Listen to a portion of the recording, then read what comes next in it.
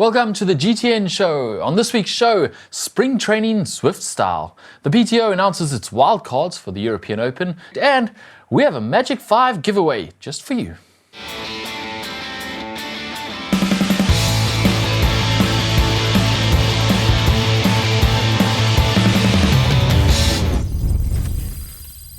Starting the show, as always, with some of the stuff we've noticed on the internet over the last week or so. And starting with this one, Taylor Knibb has launched a YouTube channel.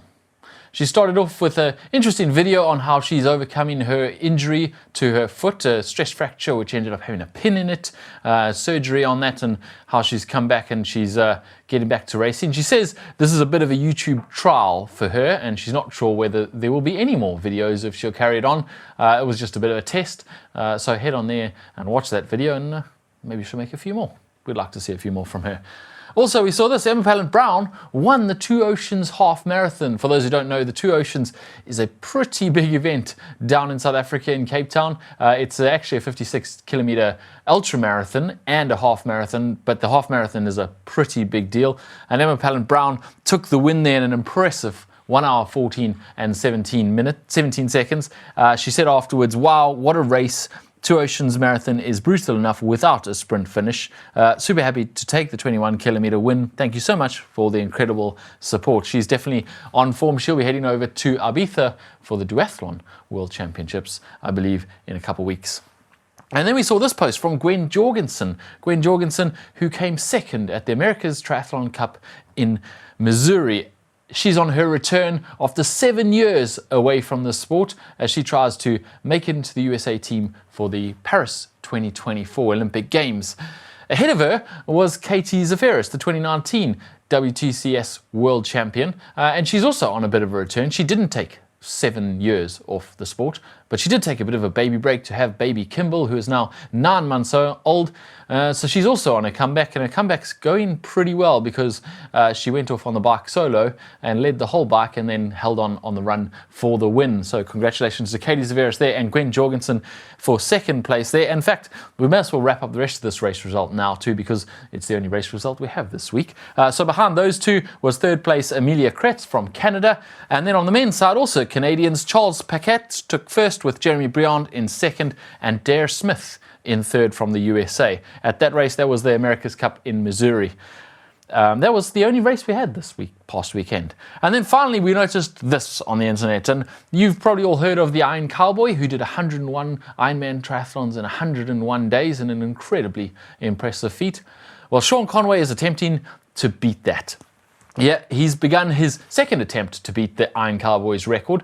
He did try this last year, but on his 7th day, I believe, he fell off his bike and hurt his ankle and had to pull the plug on that whole attempt. He's trying it again, and he started last Monday, in fact, which makes him now on day 10. Iron distance number 10 of 102, so only a few more to go. And he's swimming at his local Mold Leisure Centre, where he'll start each day with a 3.8k swim, and then he embarks on a 180k bike and 42.2-kilometer run around the area. As I said, he's on his 10th day. You can follow him on his Instagram. It's Sean Conway Adventure on Instagram, and you can actually join him if you like. He's published his routes for each day on his website, which is seanconway.com. And you're free to go and join him for all of the rides. Probably not all of the rides, 102 days. Not many people are going to be up for that, but you can go and join him if you're at a loose end this weekend and in the area. Head over and join him for a bit of a ride or a bit of a run. I'm sure you'd love the company. He's raising money for True Venture Foundation, which is to help children try sport, love sport, and stay in sport, which is a pretty good initiative, I think. And you can sponsor him on his website for a day. It's £200 to sponsor him for one of his days. You can buy all kinds of stuff, which is tagged with the Iron 102 logo. Or you can even get your name tattooed on Sean's bum forever.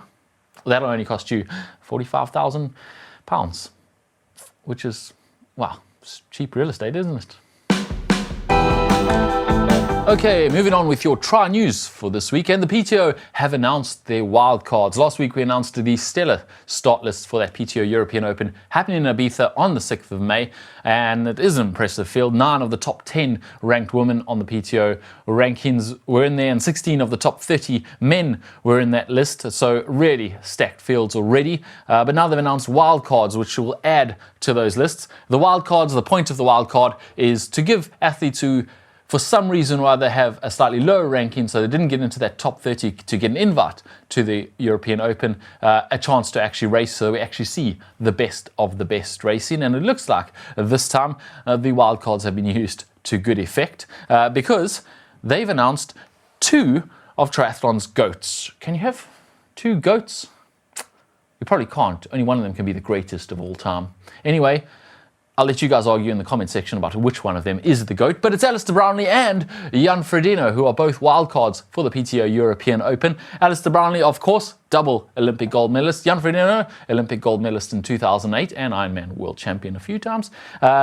So yeah, argue amongst yourselves which one of those is the GOAT. Maybe they'll decide at this race. It also means that every Olympic gold medalist in the men's side since 2008 is racing this race, because we already knew that Christian Blummenfelt, PTO world number 1 and Tokyo Olympic gold medalist, is racing, which means all 3 of those Olympic gold medalists, all of them who have won Olympic gold medals since 2008, are racing in the same race. And it is the first time in history that these 3 have faced each other in an event. So it's definitely going to be pretty exciting. Also included in those wildcards for the men is none other than Cam Worth, who we spoke about last week, because he did something pretty epic and crazy and maybe a bit stupid on the back of the Barrier Bay by running a half marathon, which was actually not slow either. It was really impressive. So clearly he's pretty fit, and he's going to be starting in Ibiza on the 6th of May. And also the 4th wildcard for the men is Justice Nieschlag, who won Ironman 70.3 Lanzarote earlier this year. So he's also in good form. So yep, it's going to be a stacked race. On the women's side, the 4 wildcards have gone to Amelia Watkinson from New Zealand, who has been on the podium in every event she started in the last 2 years, which is a pretty good record. 21-year-old Sif Madsen from Denmark, who was second at this year's Clash Miami, so she's also in good form. PTO world ranking number 39, Anne Reichman from Germany, and Els Visser from the Netherlands, who won Ironman New Zealand and came second at Challenge Wanaka earlier this year, so also clearly in good form. It is going to be a good race to watch, and I'm actually heading out there, so I'll be able to bring you all the action. Also in the triathlon news this week, World Triathlon has added 3 more races to its World Cup calendar for 2023. These include China, South Korea, and 1 more event in Morocco in Africa. Yep, so China will host its first World Triathlon Cup in 4 years as the Weihai World Triathlon Cup returns after several postponements. It hasn't happened since 2019. The event will be over a standard distance and will happen on the 26th and 27th of August. And then another event postponed multiple times by World Triathlon is the World Triathlon Cup Yeongdo in South Korea, and that will happen, a sprint distance event, on the 5th and 6th of August.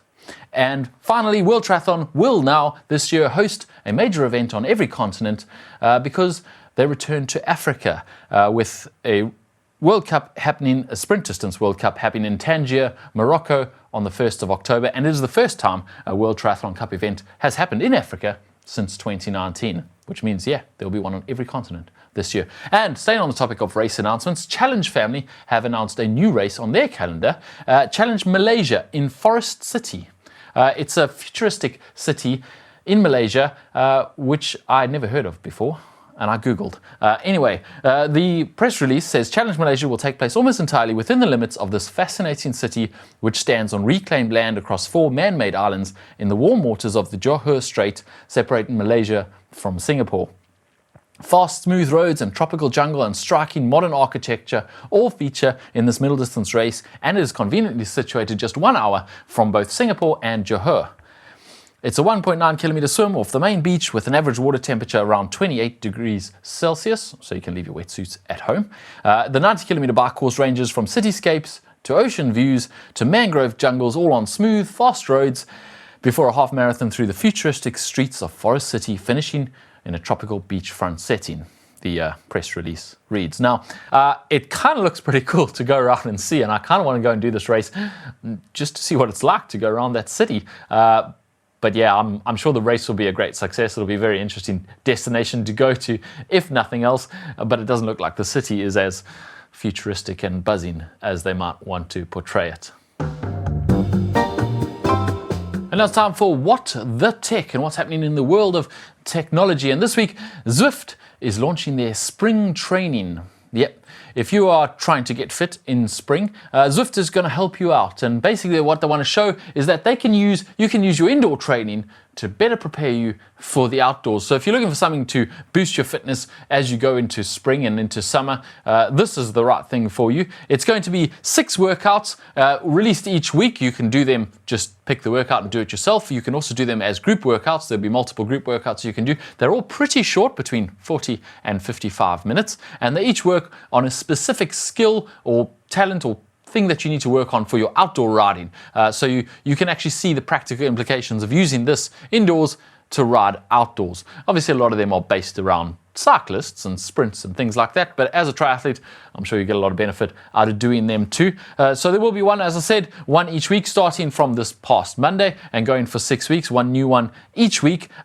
And as I say, they're on demand. You can just click on them, do them wherever you want, but you can also do them as part of group workouts, which makes them a lot more fun. The workouts themselves are going to be an aerobic rev up, which is, as it sounds, an FTP booster also to boost your FTP, hairpin wizard, which is for those sharp corners in your race where you do a 30-second burst out the corner, over, under and beyond, which is designed to improve your ability to perform at a higher level for longer periods of time. A VO2 blast, which is a 43-minute workout that blasts your VO2 3 times in 3 intervals. And a final send, which is a 45-minute effort using anaerobic intervals to help those Zwifters for that sprint finish.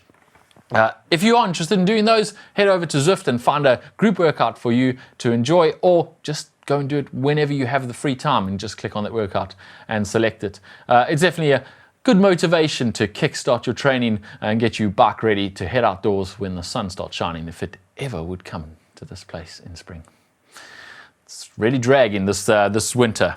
All right, we also have a giveaway. It's a Magic5 giveaway. We have 10 bundles from TheMagic5, indoor-outdoor bundles, which is a pair of goggles for indoors and a pair of goggles for outdoors. And they're also bundled with a Magic5 card game, which is not so much a game as a collection of 52 plastic cards which have different swim workouts on them. So you can just shuffle the deck and take your pick every time you head to the swimming pool. And they are designed to keep your swim interesting and challenging, and you'll never struggle for an interesting workout for the day. 52 to choose from, and they're customizable to your swim level. So yeah, it's a pretty cool prize. If you don't like the card game, the goggles themselves are pretty sweet. They are molded to your face, so you do a 3D scan of your face and they fit you perfectly every time. It's quite impressive. So you can win one of 10 pairs. All you have to do is click the link down below and answer the simple question. The question is, what company did TheMagic5 announce a technology partnership with in October 2022? If you're scratching your head and you're not sure, the answer is the bike brand that we at GTN ride. And if you don't know what that is, well, you haven't been paying attention. So click the link down below, enter. You have until the 29th of April to get that entry in, answer the simple question, and you could be winning one of 10 Magic5 indoor-outdoor bundles plus the card game. Pretty cool prize. Also, a reminder that GTN is going to the Global Bike Festival in Saalbach, Austria on the 15th to the 18th of June, and you can join us there. Yep, GTN will be at the Global Bike Festival, an exclusive opportunity. It says here to meet and train with GTN presenters Mark Threlfall and Heather Fell. They left my name off there. I wonder if I've been uninvited. That's interesting. I'll probably be there too. Don't worry about it. I'm sure it's just an oversight. It's a 3-day program, including alpine rides and trail runs each day with the GTN presenters. You'll also be able to join all the other festival activities which happen in the Global Bike Festival, which is quite a lot, including live shows, film screenings, tech clinics, and live music, and much, much more. The GTN Experience package, if you happen to choose that particular one, gives you 3 nights accommodation in the 4-star Jufa Alpen Hotel, including breakfast and dinner with the presenters, Mark, Heather, and myself, hopefully.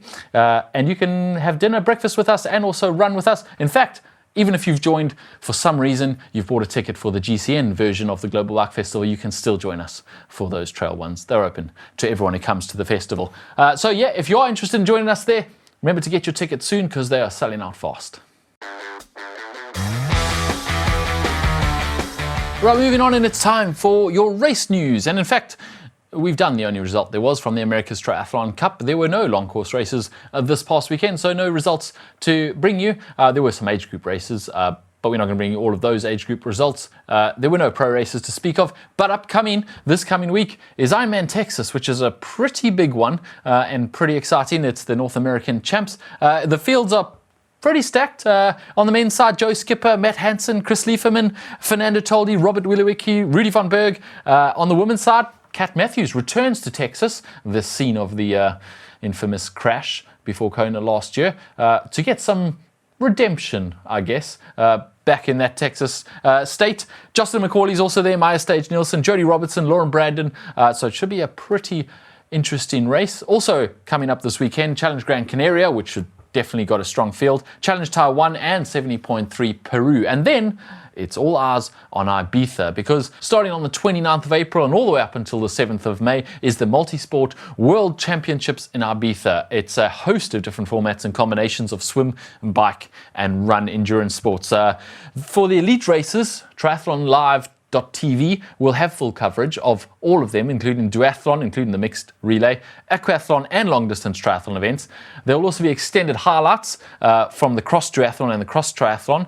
And with over 3,000 athletes from 61 different countries participating in Ibiza, there will be world titles given away for elite, under 23, junior, para and age group racing.